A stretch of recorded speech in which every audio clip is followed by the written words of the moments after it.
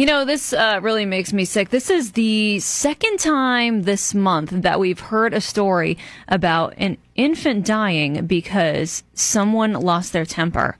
Just lost it. Talking about this guy that shook his baby to death because wouldn't be quiet while he was playing video games. Yeah, playing his Xbox. Jeez. Yeah. Just 3 weeks old. Took him home from the hospital. They seem like a very, very happy couple. His name was Colton. The guy, 20, the father, and I hate to call him a father, but whatever, he was charged with aggravated manslaughter of a child and aggravated child abuse. I guess the mom came home, found him unresponsive and bleeding from his nose. The father admitted that on two separate occasions he did shake the child, one the day before his death and I guess the day of his death.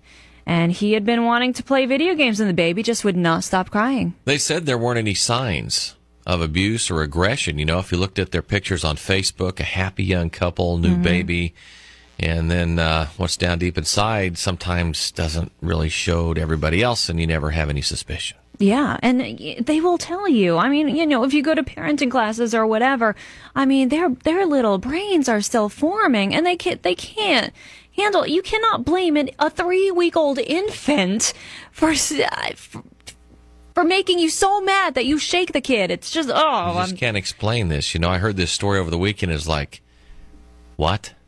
How do you wrap your mind around something like that? So he's in jail, and hopefully he will stay there for a very long time. And our thoughts and prayers continue for that family. And other prisoners will treat him appropriately. Chat about this guy who allegedly, it's just a hard story to wrap your mind around, allegedly shook his baby to death because the little one was screaming and crying while he was playing video games. And you say you knew him? This guy would come into work overtime, worked on his days off to get money, you know, for his family and everything. Never even thought of anything like this would happen. So what do you think happened, man? What do you think happened here? You know what? I really don't know. We're just like, you know, like associates, but I mean, I barely knew the guy because I worked nights, he worked days, came in, I mean, he was hired, they did a background check.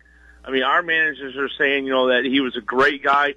Nothing out of the ordinary to even do this. I mean, like I said, he even brought his baby in after the baby was born and showed it off because he's got pictures on our board. You know, it says this is why we work for safety. And him and his girlfriend or wife with the baby were there. And there was no talk of him having a short fuse, or there was never a situation. No, not at all. I mean, nothing happened at work. I mean, nothing. I mean, he was only there for a short amount of time, but he was like employee of the month. I mean, the whole, you know, bells and whistle. You know, we have counselors that are coming to work today to talk to the people that actually worked with him in the produce department. But you would have never suspected it, not in a million years. No, ma'am. So hard to explain. Hey, thanks for taking time to call. All right, thanks, guys. Keep up the good work. Appreciate you. Bye-bye. I'd like to see a new program implemented.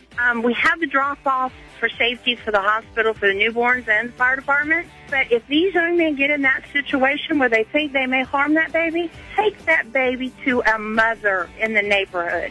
No shame. We went through it. We got frustrated with them. Take it to a neighbor. Call me. I'll come and get it. That's a great idea. Thank you. Here's Lady A on 97.5.